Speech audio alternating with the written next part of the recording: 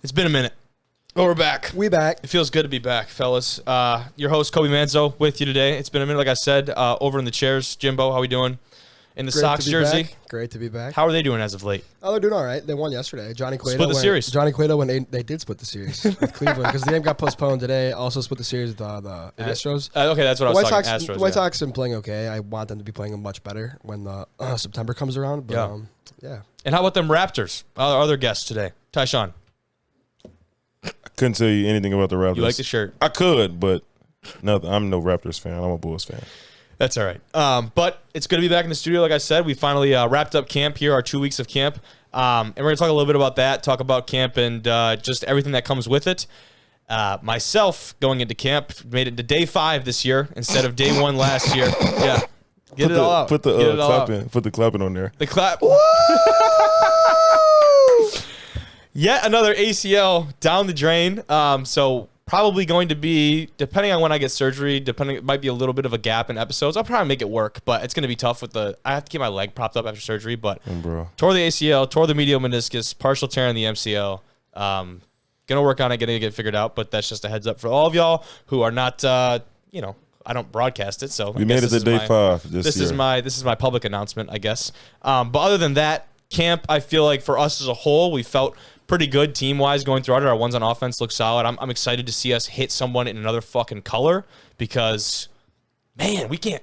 It's tough to keep people up, man. We've had a couple of incidents at practice. Right?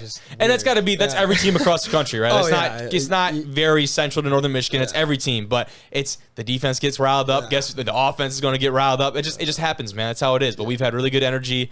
The guys are obviously like, it feels like it just flew by, right? That 2 weeks of going at it just flew by. Now we get to transition. We got a game in, 12 days or something like that, even less. Yeah, next Thursday. Like so I'm like I said, really excited for us to hit another uniform. We'll talk about that. On the NFL side of things, we've talked a lot about the USFL on this show. One of the guys from the USFL, a pretty notable guy, the one who won the MVP for the league. He had a big performance for the Cowboys. We're going to talk about him at length here in a little bit. Roquan Smith ending the holdout with the Bears. Jimmy, you've been waiting for that one.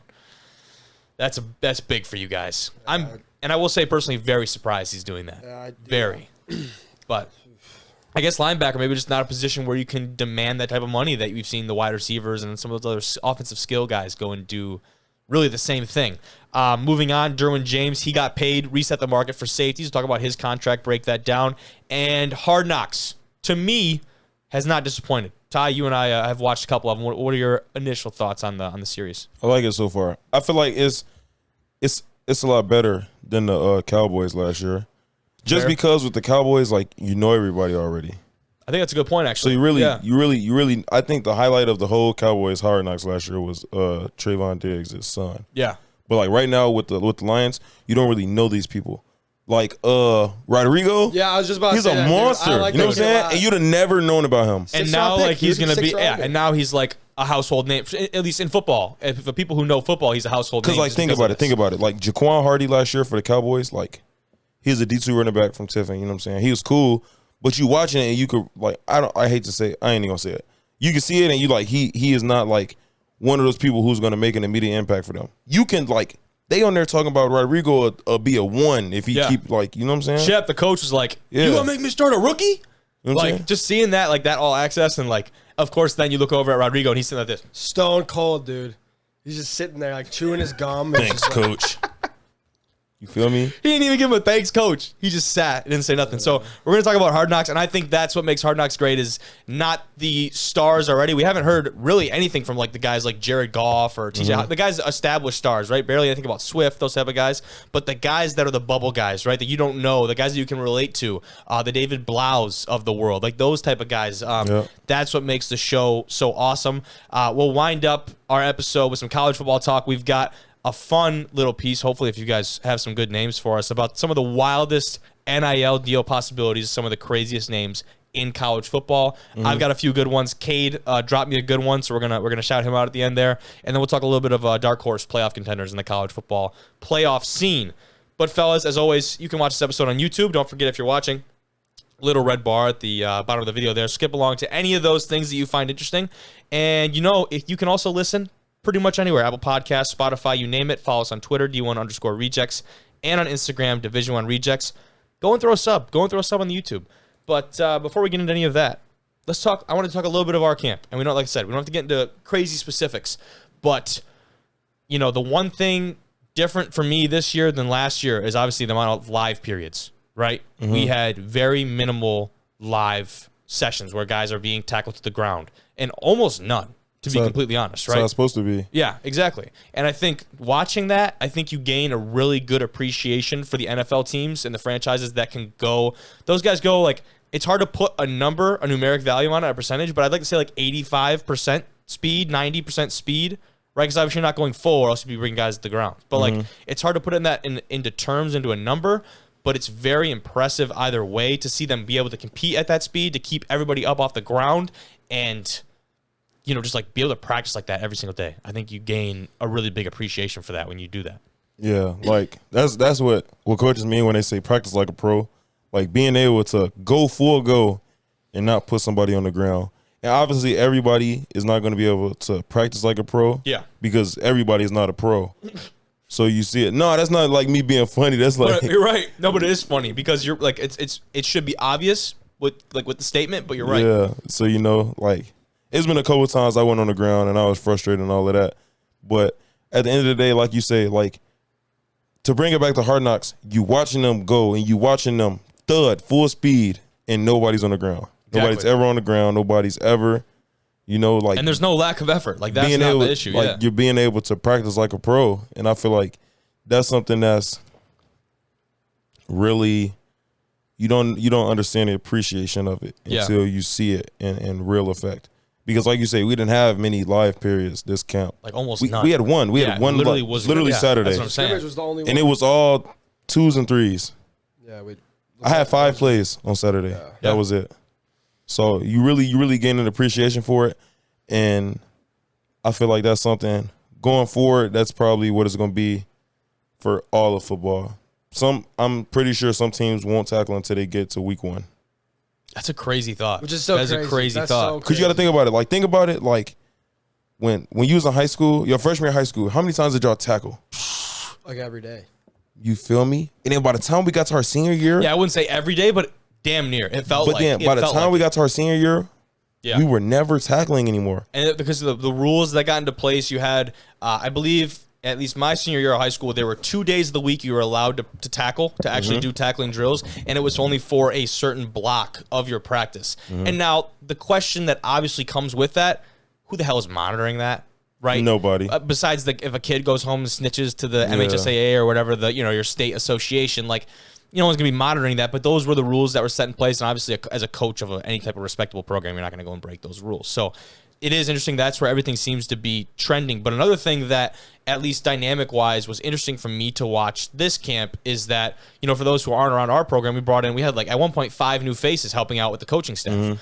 Seeing, especially on the offensive side of the ball, right? Seeing them, you're bringing a new quarterback coach and Coach Dunn, bringing a new running back coach, Coach Chenzo, and seeing them have to create a new dynamic with the coaching staff. We finally got to see that on display this Saturday, where we tried to simulate a game situation with guys up in the press box, guys in the field, the headsets were on, and like there was rust, right? There was definitely rust with getting those play calls in. So I think that is also an underappreciated part of the game, and that's part of the well-oiled machine that is any good offense, right? Is how those coaches are able to just communicate with each other, because it's a lot of personality stuff too, right? Like if you have one guy that dominates the headset, dominates the airwaves, like I do on this show, then for sure. No, it gets without question. You know what I mean? Like it gets like people it would be get very bored and hard. we start losing viewers. Exactly.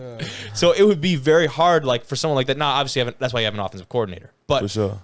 that was something for me to be able to watch that dynamic and see guys like settle into their different roles. I don't know how you guys kind of thought about that, but that was something I watched a lot. Me personally, I feel like I was really locked into the scrimmage. I really wasn't I didn't really start paying attention into the other stuff until like I was out where I wasn't getting any more reps. And I will say, like me, that's a different perspective from me too, because obviously I'm over there just filming, right? Because I wasn't playing, so I do get that different, like detached perspective. I feel you say that it was rust.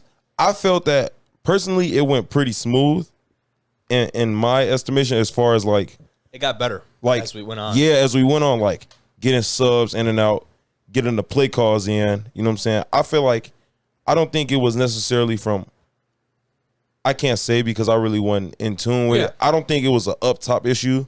I think it was on the field, people not getting the calls. Yep. But I feel like it was ran pretty smooth, especially for that being a first time. Mm-hmm. I felt like it was a positive. I feel like we got better that day as far as the offense and simulating a game situation, because we can do as much third down as we want to, red zone, 2-minute, normal down the distance. But until you really get into the full swing of an offense, like you say, people going in the booth, people being on the field, people having to stay out of the tackle box. Making adjustments. Making adjustments to a defense. And I feel like for that to be our first time, and I feel like they handled it pretty well. You can always get better. And like I said, it's their first time. But I thought it was a good showing. Yeah, I was impressed. Like I said, bringing in that many new guys, that like a couple of those guys are going to have a significant impact on what play calling and play design, what goes into that offense. So that was interesting for me. I got a good story from my dad the other day. He went down and he officiated a scrimmage. I'm blanking on the teams, but 2 UP high schools, right? Down southern UP. It was down in like Escanaba, so I might have one of those schools. But you know, when you go to your scrimmage, you usually have your separate periods, right? And you do your special teams, you do your red zone, you do all that stuff. They lined the ball up. They gave Team X 40 minutes just to play, and then they gave the other team, Team Y, 40 minutes play ball. 40 minutes, like stop time and everything too. Or just I think it was just a running clock. Probably just a running clock. You just it was like 30 or 40 minutes, and you just here ball, go. And then ball, go, and then afterwards they shook hands and they were gone. It wasn't 40 minutes. He said they were done in less than an hour. Okay. Could you imagine? Just take the ball and go. No special teams, no red zone, no third down, no situational. Just play football, shake hands, and you're done. He said the drive down there was longer than the actual scrimmage itself. I thought that was very odd. That has to be terrible, though. Yeah. That's got to be just ugly football. And I feel like it just doesn't prepare them for game situations, right? And the coaches, I don't know. That was interesting to me. It's also UP football, though. You got to practice special teams. Yeah, dude. That's a must. People say it all the time. It is just as important as offense and defense. Like for sure. Third side of the ball. You see it in the NFL all the time. Like this year, the 49ers won that game arguably because of their special teams. Yeah, not arguably. They won that game because of their special teams. And their defense. I'm not just That's all I was trying to say. Yep. Obviously, the special teams had a major impact in that game. Yep. Impact special teams. Shout out to Coach Beischer. Impact special teams. Yeah. He's watching this. I don't know. Probably not. But And going off that, you look at the response from that game. You know what Green Bay did after that game? Fired their special teams coordinator. And brought in? The Raiders interim head coach. Bisaccia. Rich Bisaccia, I believe is how you pronounce that. Yeah. Got the chance to see him when I was down in Green Bay. Tried to get dude for an interview. He comes out straight off the field, headphones already in, takes 2 looks, sprints down the sidewalk back towards the facility. Was not being stopped by anyone, myself included. I'm surprised in. I'm surprised that he went from interim head coach that got a team into the playoffs. They thought he was going to be a next in line somewhere, right? To special teams coordinator. That's crazy to me. He's like one of the, if not the best, though, being touted as one of the best special teams guys. Yeah, in the league. I did hear that. So, big pickup for Green Bay. But a big pickup for the Cowboys. That would be Kevontae Turpin. Do not kick to him. Who were they playing the other night? Who found that out? The Chargers? Yep. Turpin himself, he played at TCU. He had a stint over in Europe, in the European League. And then, was it in Poland? Yeah. And then in the fan-controlled football league. We've seen that. We talked about that one a little bit. That's kind of an interesting one. Finally, we know him from the USFL. He won the MVP award this spring with the USFL.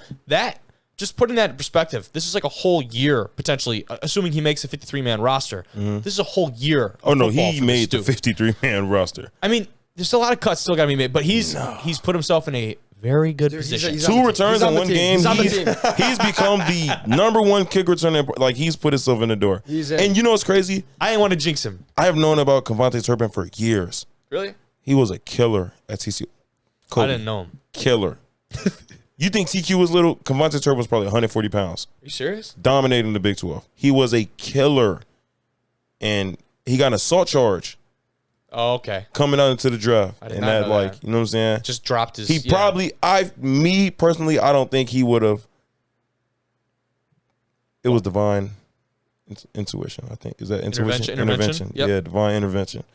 Because it made him better, he had to, fight through trials and tribulations, goes to Europe, goes to Fan Control League, then go to the USFL. Yeah. Like, I love those kinds of stories. Like, when you watch him in the USFL, he didn't belong there. No, you're right. He was stood out, right? He was like He's like the 5-star in high school playing the private schools. Yeah. He did not belong there. You're right. He's 26 right now, and like you said, he's got a lot of experience with like that whole idea of like playing in the spring, full out, and then playing in the fall is crazy. I mean, you could look at that advantage and disadvantage because all these guys have just been resting up and getting ready for the season. But like he's been at it. His first return was a punt return that was 78 yards. I didn't realize it was that long. No, the kick return was first. I think. Was it first? I think the kick return was first. The kick return was 98 yards. And when you see it, it's like Nuts. easy for him. Yeah. It wasn't much. Not like he just see it and just flying. He like 5'8", like probably like 170. That's awesome. Now we've seen a lot of USFL guys get that chance. Over 50 of them actually so far, which is, if you would have told me that before the season, I almost wouldn't have believed you. That's a lot. Now, like I said, the 53, the final rosters have not been cut, so that number is sure to drop. Yeah. But over 50 guys from that USFL currently on NFL rosters. I mean, that is huge. That's what it's for, though. And that number could even technically still go up if you have guys with injuries or different types of situations. That number, we still see guys get picked up. We just saw it on our own coaching staff. Yeah. Yeah, you're right. You're right. That's we did just see that. Shout out to Coach Marshall getting signed. We don't know with who exactly. He didn't really say. But it was the Edmonton Elks. Yeah, it was Edmonton. He had some gear from them already. He was like wearing like flip flops and like a backpack, or whatever. Because he had already played for them. Yeah. And so he's getting re-signed. Bro, he good stuff. Back to the CFL for Jalen, man. Yeah. Stud. Yeah. Killer? Like, dude. Like we were watching him run routes in practice. He's like, no, bro, not even just run routes. Everything. Going to the next station. And it's like, when you see him run, like, it was crazy. Like, when you do pat and go, and the ball is overthrown, like how he goes from a jog to a full sprint that fast. Like, the acceleration, you can just tell it was different. Bro, that's crazy. I didn't get to be around him too much, to be honest. We'd be, like, running from, like, the offensive field to the defensive field, and he would just be dusting everybody. Like, not even close. Like, dude, not even, like... Not that many people were trying. Remotely close. Yeah, no, but still. If we all tried, we still all lose by a large amount. He's like legit, like, 4'4". Like, legit 4'4". Kobe, I'm talking, and build like a running back. Yeah, no, I saw him. I mean, I stood next to the dude. He is... Shout out Coach Marshall, man. Thousand. Shout out to Talk, too. Shout out to Talk, man. Still around. Tuck's still around. Yeah. But this was the NFL's bio after that. I just wanted to show this. This is pretty cool. It says, "Don't kick to Cavante Turpin."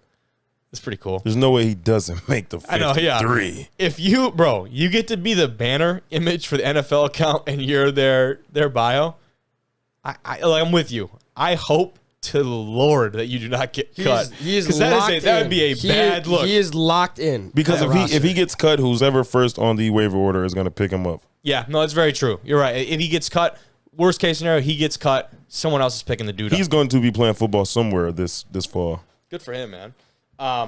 Another dude playing football somewhere this fall. We didn't know if he was going to be playing or not, but he is playing. Roquan Smith ends his holdout in Chicago. The final year of his rookie deal is set to pay out $9.7 million this year. Not exactly a huge bag, but Hey. What? As long as he's still here, I'm gonna be okay. I wanted us to be on him, man. I was very concerned with the situation. Obviously, I'm a big and Bears rightfully fan. so. If the Bears didn't have Roquan Smith, they'd go like 2-15. I'm serious. He is the reason why their defense floats. They would completely sink if they didn't have him. And since we got him, we're gonna go 4-13. Hey, here's the thing. I'm cautiously optimistic about the Bears, as I should be. They're not like I don't have any expectations necessarily. Justin Fields look good though. I was just about to say, if Justin Fields that was can, a bright point. Like if he can do like what Jalen Hurts did with Philly last year, the Bears could like maybe have like a decent year. A respectable, exactly, like respectable record. He's a good athlete. He's got a good arm. Darnell Mooney is a more than capable wide receiver. He's very wide good. receiver one. He is very good. Darnell Mooney is very good. He's in the same level as like Amon or St. Brown. He's probably a little bit better, to be honest. He's better than That's what I'm saying. Brown. Like he's been that similar tier though. Of like, He's of like better good than young, him, of like Kobe. good. He's in the same tier, like good young wide receivers. What year is he? His third year now. Third year? He's better than Yeah. Amon St. Brown. I Sure. said that. Yeah, he is. I'm looking at Kobe. I'm telling Kobe. Kobe got that weird little smirk on his face right now. I don't know. Amon St. Brown. He has the most catches in Lions in history. I don't know. K would be like popping. Like he'd be going crazy right now. Amon-Ra he has a chance to have a really big year this year. But I mean, the sophomore. I like St. Brown. The sophomore slump is real. I like Amon-Ra too. No, I don't think he'll have like a sophomore slump. That's what I'm saying. But being consistent in this league is very hard. Oh yes, right? for sure. We see that every year. So I'm not gonna jump on the Amon-Ra, bandwagon yet, just because he can name off the 16 receivers that went drafted in front of him. That was pretty cool though. It was. I will say, but I mean, that's not enough cool. to have me riding on his coattails into the season. You know what I mean? I need another really good year. Yeah, and then I'll be like, okay. He's got the drive. His dad's a freaking stud. Yeah, did you see how about the line on Kevin Durant just out of pocket? Bro, what? That was crazy. I don't care, bro. You got listen. You're 2 seasons with the NFL. That's great. You're talking about Kevin Durant. You're talking about Slim Reaper, bro. Like, how you gonna throw shit? How you gonna throw shade at Kevin Durant? I love it. When did I think you did a calf raise? Bro, what? You think you dropped 50 and never did a calf raise? Yeah, and you know what's funny is the producers decided to leave it in. That's the best part. They said, because you got to imagine, if he said that, how many other outlandish takes did he have that didn't make the final cut? For sure. It was awesome, dude. But from Roquan, this is what he had to say about the process. He said, quote, "I thought it was very distasteful, to say the least." Talking about his contract talks between him and the Bears.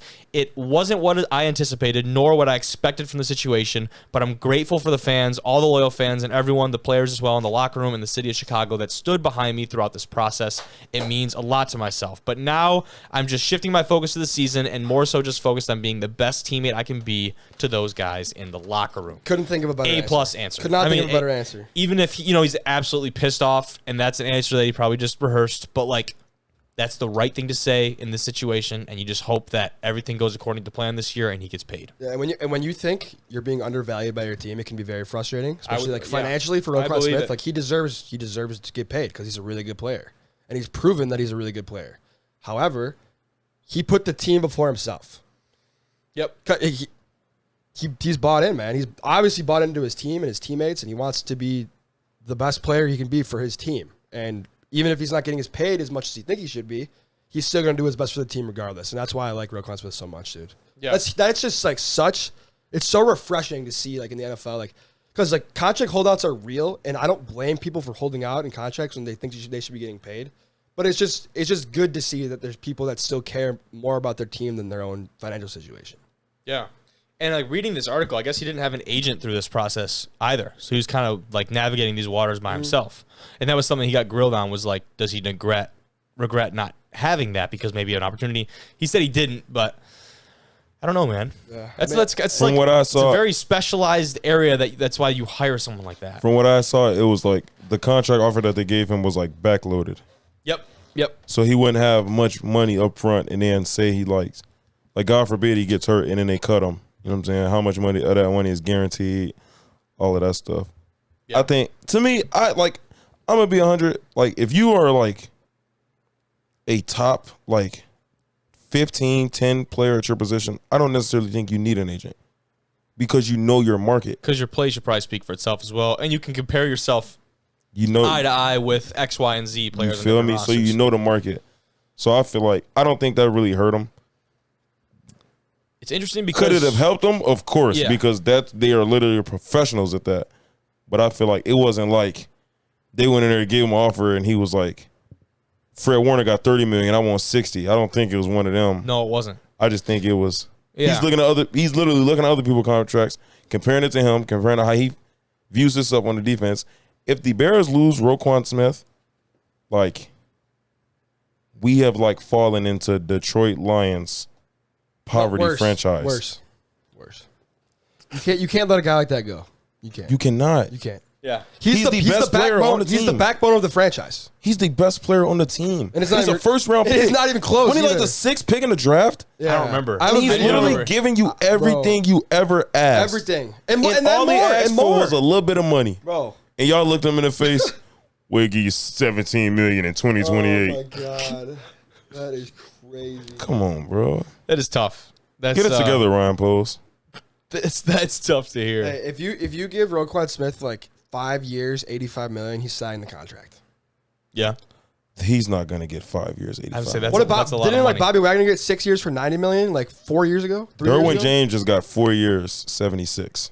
And you got a middle linebacker. It's worth a lot of money. I mean, let's say like 75. It's 5 interesting years, because you 75 talk million. about the comparing, and we see a lot of that with quarterbacks, a lot of it with wide receivers. Yeah. Outside of those two positions, I don't think you see it as much. I think he'll get 4 years, $50 million. I don't think he'll be getting. I don't think his money will be in the same ballpark as Derwin James because Derwin James just got the most money for an NFL safety in NFL history. He just reset the market. Yeah, you're right. So I don't think is safety a higher position? I don't really know this. Is safety like a higher paid position than for sure. linebacker? Typically, I think so in the NFL. It goes edge rusher, corner, safety, and then linebacker.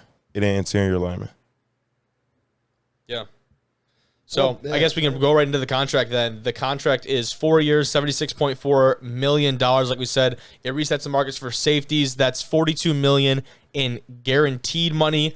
And it must feel nice to be the highest paid safety in league history. So another guy that was in a hold-in, actually, like we had I think we had mentioned that before.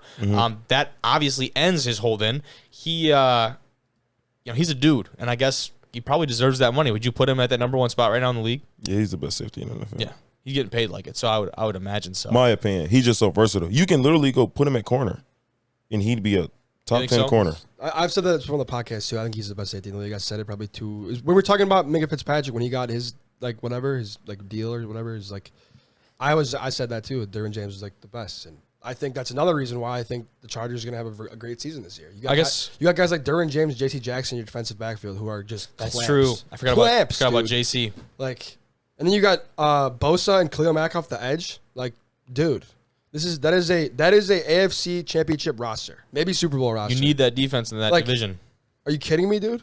Yeah, I think I have extremely high expectations. Then you got you guys like Herbert too. Yeah, I guess I didn't realize he missed all of the 2020 season with a torn meniscus. Yeah. Yep. Did not know that. Bounced back last year, career high 118 combined tackles in 15 games, 2 sacks, 2 interceptions, 3 forced fumbles. Respectable stat line, but his impact, I think, you look at those, he has good stats, but like you said, he's a presence. Like he's definitely a presence out there in the defensive backfield. Yep. Yeah, 100%. Yep. And you watch him play, I think you can get that sense. I know if Cade were here, he'd be talking about how Tyrann Mathieu deserves that type of money. I like Honey Badger, but Derwin James is better. Like he is. Honey Badger's on the better. He on the back half. Honey Badger's on the back half. Yeah, he won't get. What is he? 29. He won't get 76 million. Hell no, he will not. But maybe 30. Very talented dude nonetheless. But let's touch. I want to talk more about Hard Knocks. We talked about Rodrigo, absolute monster unit. I need to look up just how big this guy is because he looks tiny out there. Yeah. He's not. I don't think he's 6 feet. I think he's like 5'11". Yeah. So he was the 6th round pick. For those who don't know, 6th round pick out of Oklahoma State. For the Lions, he plays middle linebacker for us, and I need to see how big this guy is. How they got him listed at right here. Oh my gosh, dude! What is he? No, first of all, I gotta pull up the pictures of him in college. His college pictures are hilarious. I got a question for Tasha real quick. So you know how like when you're like a kid, you do like pick a hole drills. You went through like hole 1, hole 2, hole 3. Mm-hmm. So this is a question for you. If you had 10 attempts against Rodrigo, how many times is he tackling you? How many times would he tackle me? Yeah, how many times are you like pick a hole? Like is pick a hole? Is it bags or are you saying like real? No, it's like between cones. He's listed, by the way, before you answer, I guess he's listed between 5'11" and 6 foot, both of them. So probably 5'11", 5'11" and 230 pounds. Okay, I'd win 8 out of 10 times. So yeah, what are you? 5'10", 220? I'm 5'10", 215. Okay, so yeah, pretty similar size. I was gonna say like that's all I was really asking. So 8 out of 10. And that's no knock on Rodrigo. Yeah. I am just like confident. I think I'm the best football player on the planet. You got to have a mentality like that if you want to be great. The person that has to believe in yourself the most. I'm not laughing because you know what I mean. I'm just when it comes out of your mouth, it's awesome. I love it. I love the confidence too. I love it. I fucking love it. It's real life. But Rodrigo, which is crazy to me. 5'11", borderline 6. He's listed at 6 foot on a couple of them, and he looks small. He's a hammer though. He does. That guy's huge. He's a hammer. He is laying wood. Like when you watch the drills, like he is never the nail. Like fullback comes out, dude, and fullback is being shoved aside, like that wham block. That's like that trap block. Like, it was the one where there was like a wham block life, that like they kind of made his name for himself on that block. Yeah, that tight end coming on that wham block, that inside motion. He's supposed to be like a trap, basically, like a blindside block. Excuse me. And he comes through and just levels the dude not only, but gets in there and makes the play. Yeah, that tight end is now probably unemployed because of because of Chris Rodriguez. Malcolm Why Rodriguez. did I say Rodriguez. who's Chris Rodriguez? I don't He's a know. running back for Kentucky. Okay. My bad. Those are good. But that play, dude, right there, I mean, that was awesome. Y'all say Malcolm. I'm like, what about Malcolm? I thought he just walked in right there. I'm like, what? I was gonna start crying on the podcast. we Loki, we need Malcolm right now, dude. Malcolm We gotta come back. Malcolm would definitely have a spot. Like man. for sure. Yeah. For But sure. Also, it's funny to watch the Hard Knocks in that linebacker room with Jared Davis being back with the Lions. That was something that when they talk about, this, what round were you drafted in? Shep's, he's asking him, and he's like, the 6th round. And then the camera pans to Jared Davis, our 1st round pick, and you're like, gosh, man, you're sitting there like, God. And when those lines, I mean, he was blowing all the smoke up his ass. He's like, I got coaches in the building saying they haven't seen linebackers make plays like that in 5 years since we've been here. I mean, just an absolute kick in the nuts to every other single individual in that room. I didn't realize they took a linebacker in the 1st round. What was it?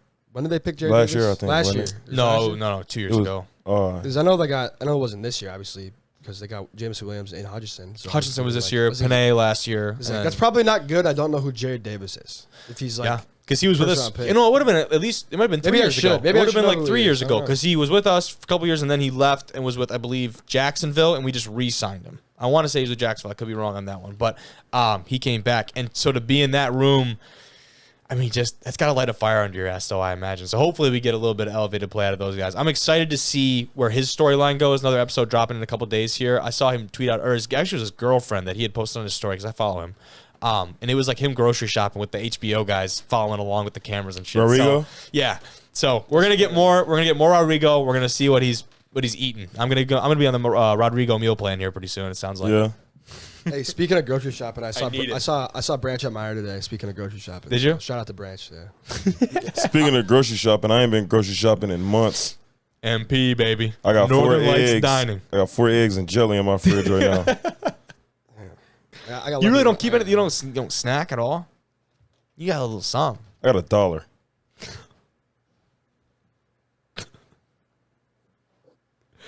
Man, you gotta You start like hot- taking you stuff like- from you the like- you like stuff from the hot dogs? MP. That's what I I'm got some on. Honey Nut Cheerios on my blue bag right now. Ty, you like hot dogs?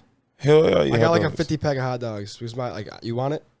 No, not till we get done with the MP. I can live off the MP right now. All But hey, I'm telling you, you make another round through there, a little fruit, little something. Just Yeah, I be getting Okay. right for All sure, right, for sure. all right. Yeah, because that's what I'll be on. Because I'm not trying to buy fruit. I ain't got That's nothing in my nice. crib but water, Gatorade, 4 eggs, and jelly. It's a tough way to live.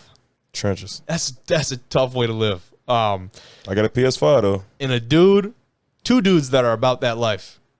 That's Deuce Staley and Aaron Glenn. Yeah, Shorty They are them about it. crazy. They are nuts, dude. And I They love crazy. the way that they constructed those interviews to time up with the clips. Like just the crafting of that part of the episode was awesome. It was masterful. A1 editing. Yes, because like you just see them going back and forth, just cussing each other out on the sideline, and then it cuts to Deuce.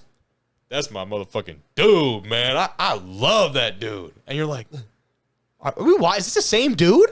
Are we watching this shit together? And he's all up in his face, like chest up in his face. Yeah, we want all that. I love it, dude. That's how me and Tavion awesome. would be. Yeah. Like if Nystrom wouldn't have been on our ass about it, like that's how we'd be. Yeah. Me and Tavion have got into it so much, like on numerous occasions. Bro. Only on practice field though. Yeah. Like I just love that shit. I love we was the that. reason we had to do up downs. Yeah. Yeah, they were. They were. Stop the whole practice. Had to do up downs. Rest of practice. And it's great because like I feel like everyone lets those two do their own thing, Aaron Glenn and Deuce Staley. Like they understand they're both 'Cause you professionals. know. At the end of the day, they're gonna get their jobs done. And I think, at least I hope, I'm not around them, but I hope that it makes both of them better. Right? I'd imagine it has to because they're just pushing every time they're pushing their guys. Like, you want to lose to him? You want to lose to that guy? Those guys? No way. Oh man. No way. I love those like little like rivalries you have at practice with Yeah. your teammates. Like, And that's why Hard Knocks is so great. hey, were you at the beach when Cade was cheating in beach tag or whatever? No, I don't think I was. You heard about that though? I don't know. It's just like little things like that. Like I got tagged Cade. Oh, I didn't think I was. Yes, And I saw that. I'm like, he's still on the court. I just charged him. I'm like, bro, like, get the fuck off. I got you, bro. Like, I'm trying to win this tag. And he tackled No, him. no. That's not what happened. tackled Bro. him. I'm running at him. I'm like, you're out. And then he dives with my legs, and then I fell over him. It looked like I tackled him, but I did not tackle him. It did look like It looked like a full-on tackle, but I did not. I was protecting myself because he dove to my legs. Well, you've heard it here first. Yeah, it's not. Cade's gonna, I hope Cade watches this. I hope he does. But nah, He's got a fantasy my football draft Cade tonight, dog, so I don't know if he will. You know that. You my dog. Another great piece out of this, at least seeming to me, is that Dan Campbell is not putting on an act, right, when he goes in front of the media. No. This seems to be his genuine personality. I just hope he can withhold that and not have a heart attack or high blood pressure for the entire season. He drinks an excessive amount of caffeine. He does. I am a huge Dan Campbell fan. Yeah. He coaches with so much heart. My dad did make a great point the other day. Shout out to Jim Manzo. He said, it's going to be tough, though, if he has this personality and he's making all these media headlines and people start liking him and they start losing fucking games. It's going to be very hard to get behind. It's easy right now, right? And I like I said, I'm all on the Dan Campbell train. I think he has done a lot for us. I think he's going to do a lot for us. But granted, if he does, they come out and they lose 2 or 3 in a row, I think you're going to see right now Detroit feels kind of like America's team. People are really getting behind this kind of. They're like, you know what I mean? I wouldn't say like America's team might be a stretch, but like people enjoy watching them. Maybe they don't think they're going to go win a bunch of games, but people enjoy hearing about Detroit and Dan Campbell and all that. I feel like they're like America's like pity party. Okay. Not okay. Let me elaborate a little bit because that sounded a little rough. Ridiculous. That sounded a little rough. That is ridiculous. Can I please elaborate a little bit? Please do. I think the Lions have a very bright. They have a bright future, but like, what have they done? Like ever? Listen. I am not. And that's why I'm saying that people enjoy it because what do people like the most? An underdog story. Thank you. That's what I'm saying. That's exactly, yeah. Like, the Lions could make something out of themselves, but I just think it's kind of like a little bit of a pity party. Because it's like, oh, it's the Lions. It's so fun. To me, a pity party would be after the fact. Okay. A pity party is after the fact. But, like, maybe they're just like, oh, let's let the Lions do Hard Knocks. Let's let the Lions do. I don't know. Like, it just kind of feels That's like called sympathy. Bro, that's like a sympathy. Man said America's pity party. Yeah, but you know what I mean though. Like if they come out and lose 2 or 3 of their first couple games, I think you'll see a very dramatic switch of public opinion towards not only Dan Campbell but the Lions. You know what I mean? Like I said, people don't think they're going to come out and be world beaters, right? We've seen the spreads and everything. But what they do think is that there's like somewhat hope there, right? Like there's actual hope and optimism around the franchise that it has not had that in a while. Like you say, it's gonna be hard. Cause like heard it somewhere. Like someone doesn't believe in Dan Campbell as a football coach. They think he's a good motivator, but they don't think he's a good football coach. I'd be interested to see who said that. I cannot think. I heard it though because they said Dan Campbell and somebody else. Like none of them bullshit coaches like blah blah blah and blah blah blah. I can't think of where I heard it, but I did hear it because I didn't just pull it out of my ass. So I don't know. I mean, he's got the playing experience and he learned under a great. So you have to give him. You know what I mean? Like you watching it though, bro. Like I think he's a great motivator, and I think he lets his coordinators do the coaching. He lets his offensive. He's very hands off. He lets his coordinators do their job, and he just walk around and clean up things on the outside. So that's why I feel it's like a different style of coaching. It's a blessing and it's a curse because if your coordinators aren't doing your job, they're coming for you. You know, so yeah, and he's actually been asked about that a lot because you bring in a guy like Anthony Lynn. Who was former head coach, right? He's got guys around him, and you look at Lynn, you look at Glenn, you look at those caliber of guys. Glenn was being interviewed for head coaching jobs. They didn't think he was going to be around, right? So when you talk about those caliber of guys around him, he said like he wants to surround himself with guys that he sees as head coaches in the league, right? Because like you said, his style of coaching is very hands off. He's going to let those guys do their jobs, and I think like you're right, he's a facilitator. Like that allows him. He's not in charge of say the offense or in charge of the defense. He doesn't have that tie, so it helps him be non-biased. I think a lot more, and it also helps him make relationships with the players. And I think that's just what he enjoys to do. Because I think you're right. He doesn't have coaching wise the qualifications maybe to be an offensive play caller or a defensive mind. So I think this is kind of the niche that he fits in at. I just hope it works, right? Like you said, you have to have a lot of trust in those guys because even if they're not doing their jobs, the first guy to go usually is the top of that pyramid, right? Kayvon Thibodeau just left the game against the Bengals with a knee injury. That's not good. You hate to see that. You just hate to see that. Really? It's horrible. Yeah. Did it say anything else? Oh. Took a cut block. Oh, man. God, dude. That's tough to hear. Of course the Giants, man. That's tough to hear, man. Ugh. Oh. Sorry to rant on you guys. They have 2 first-round picks, though, didn't they?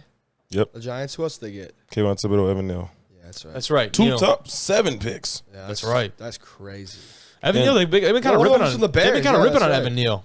Like a lack of balance. Yeah. Bad balance. That was the knock lunging. on him before the draft, and he did it the whole first game against the Patriots. He just lunges. He did get exposed quite a few times, didn't he? Yes, he did. But he's a good run blocker.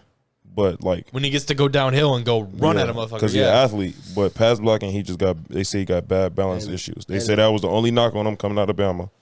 I would say it's most likely more important to be able to pass block just because it's a quarterback oriented league. Yeah. It's a quarterback league. Like if you can't protect your quarterback, the narrative was always on him just being a freak athlete, right? I mean, obviously you knew he was going to have some type of technique, but like the narrative was never that this guy's technique is sound, right? He's fundamentally sound. It was always that he's this big, he can move this fast and do this, right? And you know what? Maybe the Giants look past that. You say you can't coach this shit. Yeah, and you can't. It also, if Evan Neal he's a very good run blocker, and you have a guy like Saquon. Yeah. You know what I mean? Yeah. He's going to add a lot of value to their offense. Either way, if he's not like Ty said, if his balance is off, like that's not good for pass protection at all. Because pass protection is mostly like straight up. You know what I mean? You're not like throwing your body into him. You're just kind of like, you know what I mean? How did that go? Like that. Kind of. I am not a sound to go with it. Not a blocking technician, but I think it all depends. It depends on if you play left tackle, you have to be able to block. Yes. Pass block at least. Yes. The block. I feel like they got Evan Neal at right tackle, so you can let him be a much better run. You feel me? Because you can help him out by putting tight ends on this. Like somebody like Trent Williams, you don't need Kyle Juszczyk and George Kittle to help chip with Trent Williams. You feel comfortable putting Trent Williams on the island and letting him go to work. I think Andrew Thomas, he either had a really good year or a really bad year. I don't know. But that's their left tackle. And I feel like if they feel like Neal got bad balance issues and he's not that great of a passer, then you don't want him on that left side. And that's when you help him out, put him on the right side. Saquon, chip the end before you get out. That's a good point. Whoever they tight end now, no, that's not Evan Ingram. Chip before you get out, you know? Yeah, you're right. It's not. I don't know who their starter is. You know, I'm the roster guy. I couldn't tell you who they tight end. They had Rudolph last year, but he's in Tampa now. Yep. Yeah. Rudolph did make that trip down there. Just replaced Gronk. I'm going to look it up. Yeah, go for it.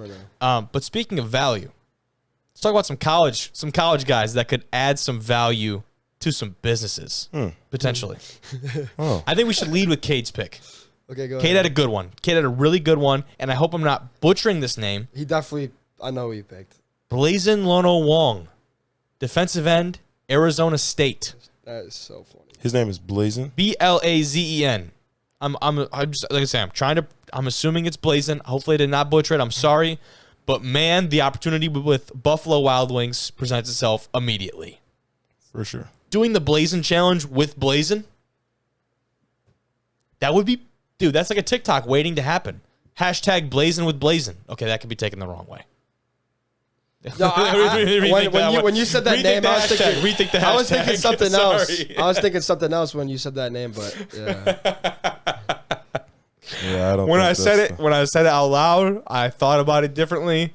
But we can work on the hashtag. We can work on the SEO. We can work on the hashtag. But my point stands. Blazin, that's Cade's point more so. The Buffalo Wild Wings, the Blazin challenge with their Blazin wings. That would be, I think, that'd be awesome. That'd be really cool. It'd be an easy opportunity. Ty, you got one for us? My friend Chris Bell, they call him the crab in Minnesota. The crab? That swear to God. Why the crab? He grabs everything. So you get him an NIL deal with the Crab Shack. That's awesome. They got shirts out there. You feel me? He did this after like a first down, and they took his arm off and put a crab on there. I'll send you the picture after this. I need that. I need that. That is awesome. They call him the crab. I've never heard that in my life. Don't know how he got it. His Chris Bell, you think it'd be like cab. No, they just do R in there, calling the crab. They call him the crab. That's good. Let's do one from the GLIAC. I've already told you this name, Ty. Steel Fortress, quarterback, Michigan Tech. Private security. You know, what it's do we crazy. think? I heard somebody else with the name Steel, though. Really? Yeah. What was his last name? Fortress. It wasn't Fortress, but he had his first name was Steel. Yeah. I'm like, what is up with all these people naming their baby Steel? For a medal. Name my son Platinum King. But I mean, could you imagine like a little spec ad with Steel? He's like guarding some type of VIP, right? Like guarding some VIP, like a private security service, or like a posted out in front of a house or something for some, security company agency, and just talking about how, like, this this is, impenetrable. Our agency is impenetrable. I would love that. I think that'd be awesome. That'd be Still an easy fortress. one for him. Yeah. Jim, you got one for us? So I have one. This is just, I believe a lot of people already seen this one. It's Dakotas Crawford is a deal with an air conditioning company. Yeah, I was actually gonna pull up the commercial. I decided I wasn't gonna throw it. It was a little older, but yeah. And then there's like a funny one. It's I said it in the chat earlier. General Booty is this kid's name from Oklahoma. I think I know where you're going with this one. So his actually is like kind of cool actually. His foundation's called More Than Just a Name, and 20% of the profits go directly to Oklahoma Children's Hospital, which is really nice. Oh, that's right, because he just started selling the merch, the shirts and everything. Yeah, More Than Just a Oklahoma, Name. right? Like it says like I Heart Booty or like Booty Call. I guess like Booty Call. It's his I saw name. that. You know what I mean? It's just funny. Yeah, that was great. No, it's the Children's Hospital thing's awesome. That's sweet. Not only taking advantage of the namesake, but putting it forward as good use. Yep. Come on. That's great. General Booty. Yep. Clap it up for General. He got to deal with Wrangler. Boy. Did he? Yeah. He's got tons of them. That's right. Yeah. With a name like that, Booty. dude, like it just sells itself, dude. Like, Yeah. Come on. And Dakota's Crawford with the AC, like, bro. Commercial was hilarious. Come Not the on, most well shot commercial ever. The production company could have been a little better, but They needed you. they did. I could have used me there. The Or coldest and Kobe. J-Tron. They could have used J-Tron too. He was throwing shade at Kobe, bro. J-Tron was? Yeah, big We time. don't need to get into this right now. But I got one more. How about Gentle Williams, offensive lineman from Cal? Gentle? Gentle. Bro, that's very ironic. Gentle Williams. This is a kind Put him of with a Sharman. reach. I was thinking Sharman was one of my first ones too, but also maybe like Allstate. Allstate could be a good one. Like you're in good hands. Good hands. Gentle. You're in good gentle hands with Allstate. Good gentle hands. You're in Gentle's hands. I imagine too. Like he's like offensive lineman for Cal. He's got to be a pretty large, pretty beefed up human.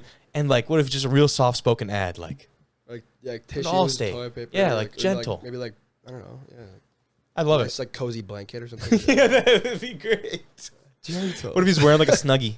Something like that, yeah. Fantastic. That'd be more like cozy. You know what I mean? Oh, okay, my bad. No, you know what I'm saying? You Like, got to reach out to Dorian Thompson Robinson. Dorian Thompson Robinson.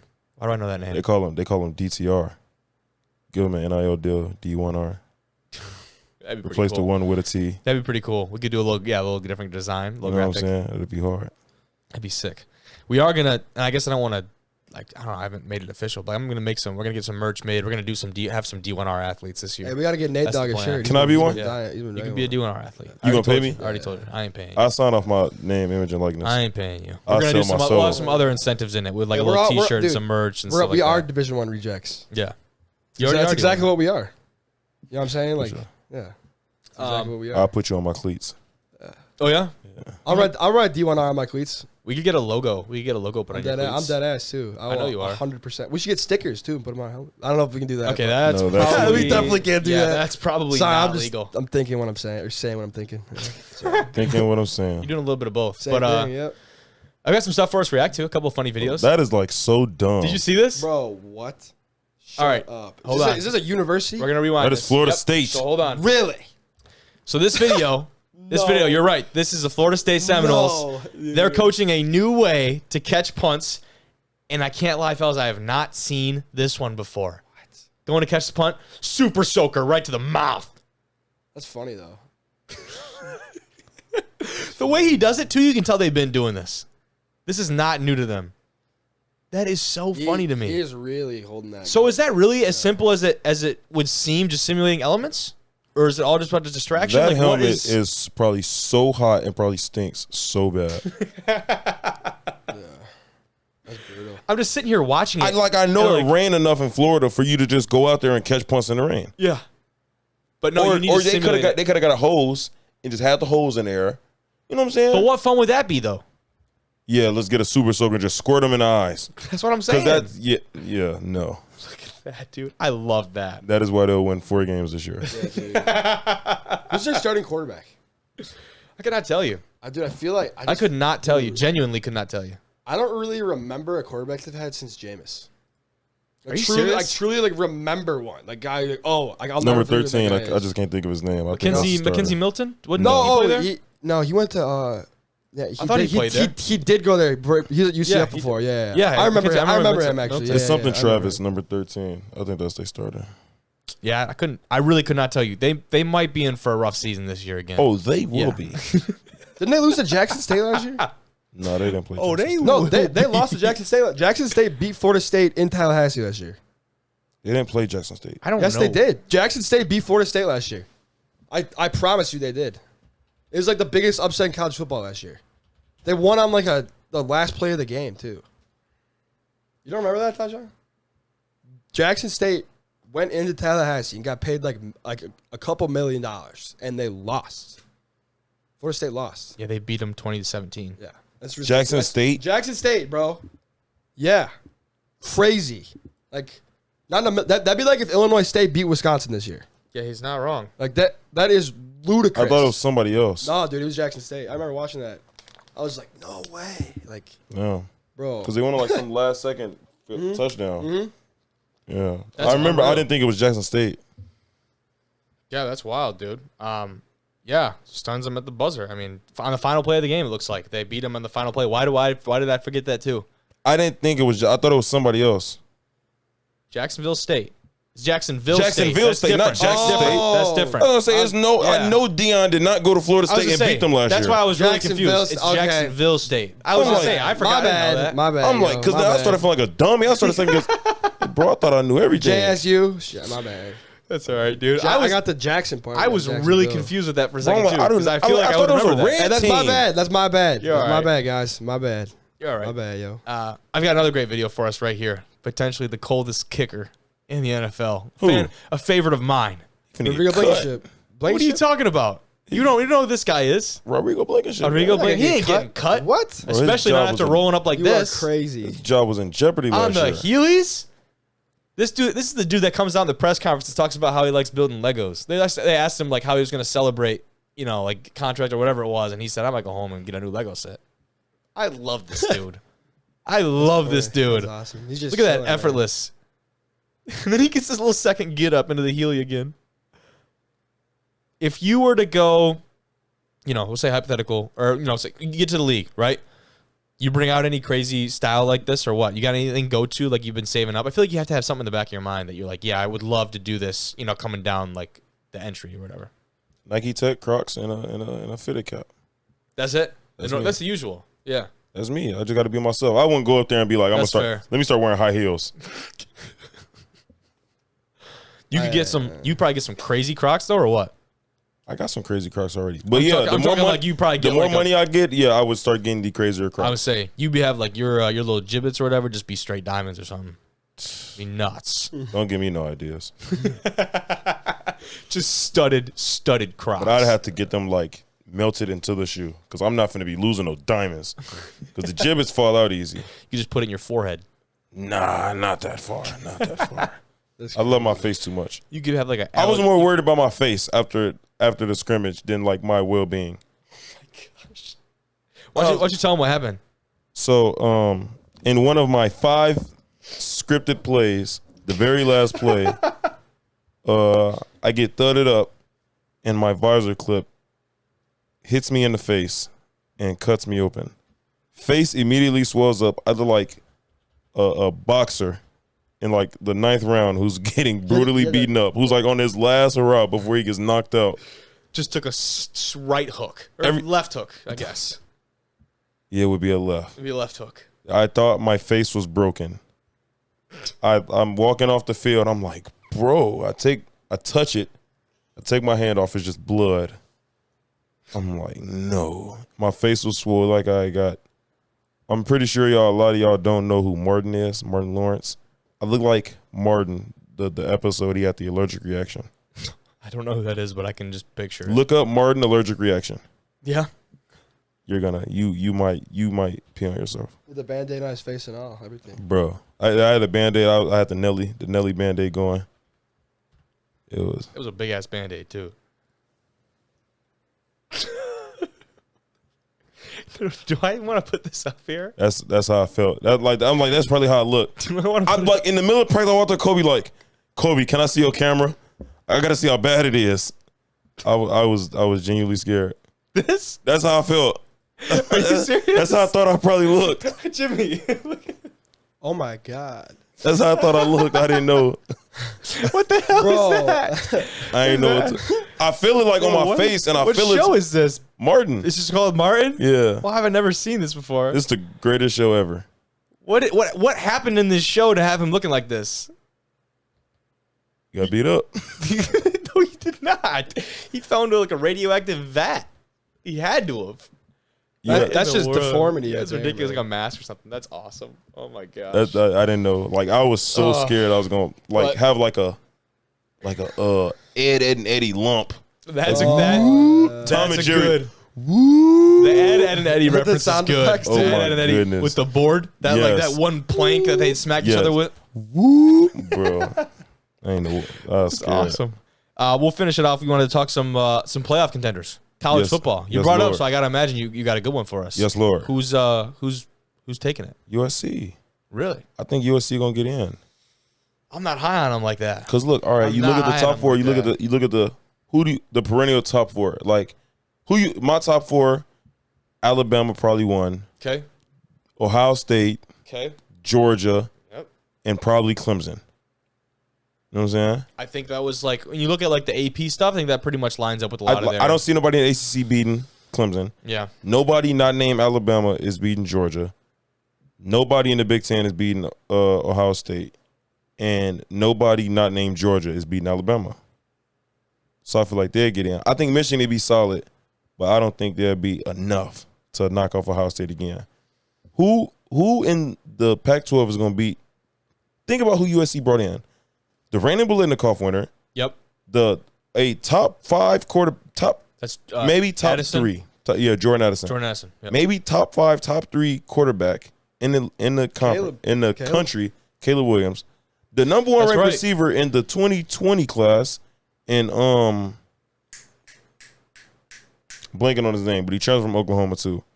They brought in So they have all the pieces. 1,000-yard rusher, left Oregon to just go to USC. The defense might be sweet, but what Pac-12 defense isn't sweet? But I feel like nobody in the Pac-12 is going to beat them. The only test they'll have the whole year is Notre Dame. I don't think Notre Dame will be all that good this year. I don't think they have the pieces. You know what I heard about Notre Dame? Not that it's going to be a crazy big effect on their season, but they had a wide receiver that actually underwent an ACL surgery last year, and then a couple days into camp re-injured his leg. So I don't know why I just saw it popped up, and I read that obviously with my situation. One of my friends did that. I felt for that dude bad. Felt for that man. But you just mentioned that one of their wide receivers is going through like the exact same thing. It's brutal, man. It's tough. Yeah, one of my friends did that. I'm praying for him. Y'all might know him. I'm gonna keep his name out there. I don't know if he want his name out there, but yeah, bro. I don't see nobody in the Pac-12 beating them. And Notre Dame is the only team that I feel like I don't think Oregon to beat them. I don't think Utah will be that good as they was last year. And I feel like Lincoln Riley just doesn't lose at least regular season games for real. The only team in the ACC I actually could see giving Clemson a problem would be NC State. That's it. And I don't think NC State is. NC State's going to be decent. That quarterback's coming back. Is it Leary?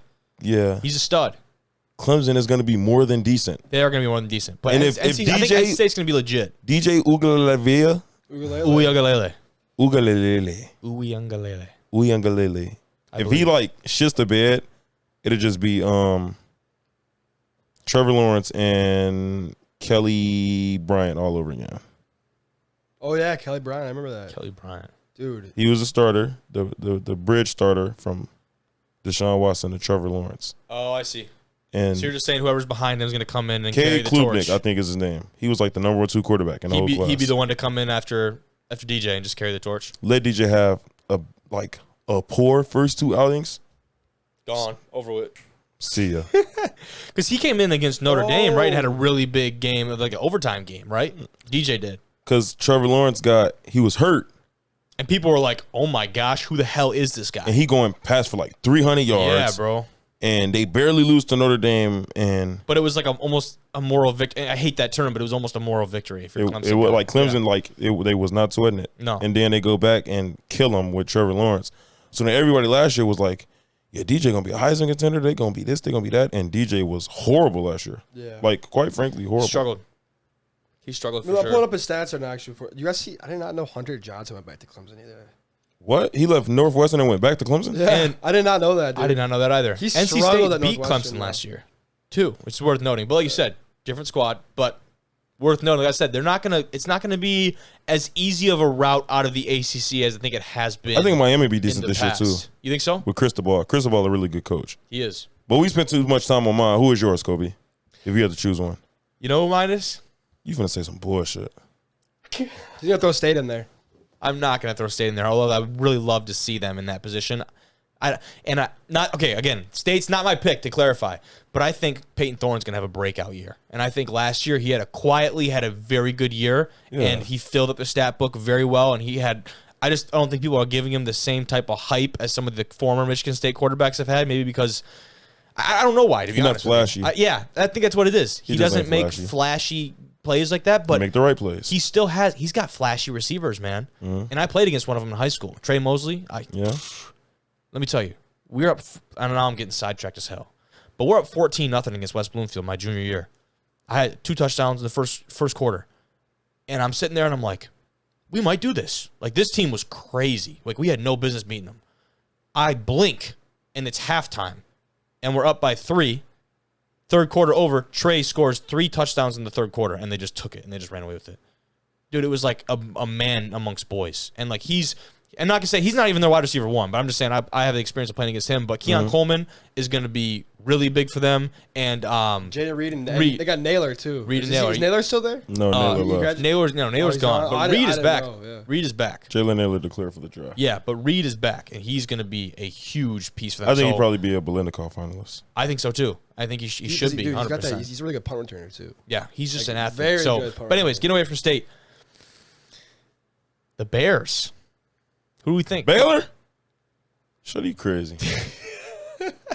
I don't know, though, because when the Big 12 is going to beat them. Exactly. The one thing that stands out is their strength of schedule. But then again, like, you think when you look through that schedule, I guess Texas, right? Like that'd be a schedule. That'd be a game that would give you a boost and give you at least some of that pedigree to be in the conversation. Or like, I guess in Oklahoma State will always be a good win. Oklahoma State, I guess, would be more so than Oklahoma. That would be a huge win. I don't think Oklahoma going to be good this year. Yeah. I don't know. They always got players. Depending on how good of a coach Brent Venables is.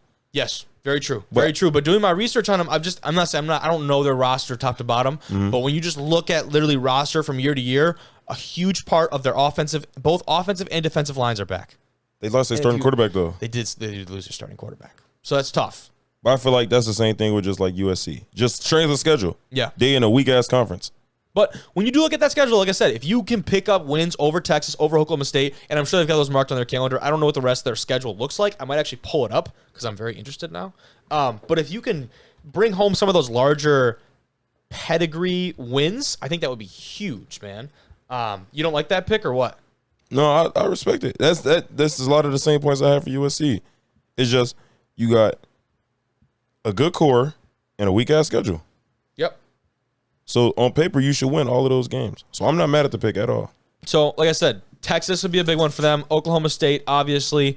BYU is week number 2 for them. That could be a good test. 25 right now. Okay. So, top 25 team, that could be a really good test for them early on. Then you look at, like, you open with Albany. You play Texas State. Iowa State, respectable opponent, Texas Tech. Kansas, like some of these teams are not going to really help out and boost their chances of getting into a playoff, and that's, some of the problems you've seen with some of these teams in the past. But if they make a clear run out of the Big 12, I don't think it'd be out of the conversation. I think they would have to be at least in the conversation. I'm not going to say guaranteed a spot, but in the conversation. I respect it. Yeah. They almost snuck in last year. They did almost sneak in last year, man. They were very close, it felt like.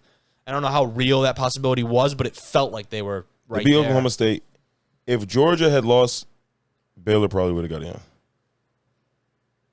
Which is crazy. And Oklahoma State, if they would have won, they would have been in. Isn't that correct? Oklahoma State won, they'd have been in, Yeah. for sure. But with Baylor beating Oklahoma State, if Georgia had lost, I feel like Baylor would have got the jump over Ohio State. You could have been right. And a lot of people probably would have been pissed about that. But you might have been right. For sure. Yeah. But that was my pick. Jim? You got one? Anything that obviously, pops you got out? the no-brainers, Alabama, Ohio State, Georgia. I like the USC pick, dude. I really do. Lincoln Riley's when you list out all Lincoln Riley's they have a the really pieces. good head coach. His we know that. quarterback's We know that. always good, and he brought his guy with him from Oklahoma. I think they could really Mario Williams, that's his name. Yep. They could definitely make something happen. Obviously, you can't forget about Michigan. Like they're totally in that conversation. They so. totally I think are. they lost too much on defense. I don't know, dude. I'll just never pick Michigan to do that. So I don't know. I think Michigan's definitely in that conversation. A&M is 100% in that conversation too. that's a good. That's Yeah. a good Without, one. they're I in the like conversation. that. You have to mention them. And then obviously Notre Dame's got a huge matchup week 1. If Notre Dame can win week 1, they'll probably make the playoff. New head coach, a lot of energy. I'm Dude, very intrigued Notre Dame to see how is they start. 15.5 point underdog week 1. Against USC? I think they're playing Ohio State week 1, aren't they? Is it Ohio State? Ohio State? I think it's right. I think Dude, that's actually right. They're 15.5 point underdogs. Yeah. Granted, it's in Columbus, but like Yeah. it's 5 versus 3, and it's 15.5 points. Not that those guys wouldn't be ready to go under normal circumstances with that new coach, Marcus Freeman, right? Yeah. And I feel like there's a lot of energy there, man. I like those odds. Oof. That's a lot of points to be giving Notre Dame, dude. You ever That's been a in the lot. horseshoe? I have not. I have. It's real in there. I watched game Unless 6. you Oregon. I watched game 6 of the NBA Finals, Cavs Warriors in the horseshoe. Oh, It was crazy. Pretty Wasn't it? sick. how'd you do Pretty that? sick. I was down there for some like camp with my boy. And we were Was that the series when Cleveland won it all? I believe it was. So, that would have been. Oh wow. 2016. Yeah, I 16, think. yeah. I think it was. Yeah, it would have been because that was my freshman year. Cleveland! Yeah, you watched This is Kyrie for and you. LeBron go for 40. Yeah, I think that's exactly what it was. It was nuts, dude. They had it up on the big screen, and all of us were just sitting on there in the horseshoe watching. I'll never forget that. It was nuts. I almost forgot about that. Yeah, It's I remember crazy. Someone, He goes, I'll I can never forget it. about And then that. I said I almost did. forgot about I that. almost did, but it's something that like whenever you think about it, it like that's the first memory that pops up because like you can't, like I said, you can never. It'll never like, forget that. It was dope. But no, I think that's A&M. I think is a really good pick. Yeah. they're a sneaky team. Yeah, They're that'd be totally. They beat Bama last year. Saban killer. Is there a Saban And killer? then obviously, I'm a huge Stetson Bennett guy too at Georgia. Yeah. Nick Saban has more first round picks than losses at Alabama. Probably has a lot more first round picks. 39 picks, 20, either 21 or 24 losses. I didn't think you would have lost that many games. To be honest with you, wild. but I don't remember the last time Bama's lost like more than 2 games. I can't remember a time. Like maybe what, like 10 years ago? Like Dude, 3 years ago. they- I think they had a couple really? of few losses. It was like 3 years ago. I did think. have they missed the playoff yet? No, they've never missed a playoff. That is crazy. Didn't they missed the Even playoffs. Didn't they miss the playoffs when LSU won it all? Just a couple years ago, I thought they missed. They it. missed Actually, the playoffs yes, they when did. Burrow, Yeah, they when did. Burrow, Yeah, they did. when Burrow They and the did, for boys. sure. did it. That's the only year they ever missed a playoff, and they still should have got in Yeah, they still were in the conversation. Yeah, 100%. LSU just thumped Oklahoma. because they put Oklahoma in. Like, you really think Oklahoma was better than Alabama that year? No. But I you don't gotta think go so. off. You gotta go off. Yeah, it's you tough. have to. You Strength have to. of schedule, One the thing, wins, they're conference undefeated, champ. right? They're undefeated, right? Yeah, Yeah. it was. Yeah. No, they can't- lost to Kansas. Wait. Really? Yeah, they had lost to Kansas. Who did? I think. No, they lost to Kansas State. I They remember lost to Kansas State that and year. they almost came back and won too. Yeah, they came back Dude, they were all the way down at the like end. huge. Yeah, they were getting killed. They might have got 2 onside kicks that game. Yeah, they did. Crazy. They almost came dude. back I and won remember. that game. I was watching the game with Matt Meyer. Because it wasn't. Texas lost to Kansas. Okay. Yeah, that was last year. Yeah. Yeah. Kansas, bro. Jesus, man. They still got Les Miles. Yep. Yeah. Yep. Played against the kid who's playing linebacker there. Dude, you know Kansas offered Jaleel Payne. He offered to Kansas. Jaleel had a lot of offers. And No, he was dude, here. Jaleel's a 3-star. Like Well- I'm dead ass. Well, we'll finish this conversation off the Yeah. air, but thank you for all those who have tuned in this far, Division I Rejects. If you've made it this far, leave a review, drop a subscribe. If you're here, may as well. You've made it a long time. We're over an hour in, but I D1R. appreciate you all. And Shout out Coach Chenzo, a real viewer, friend of the show. Hey, shout out Nate Dogg. And shout All out of Coach Marshall. Go crazy in the CFL. all I of want a them, man. jersey. All of them. Appreciate y'all. Good to be back. $1,000.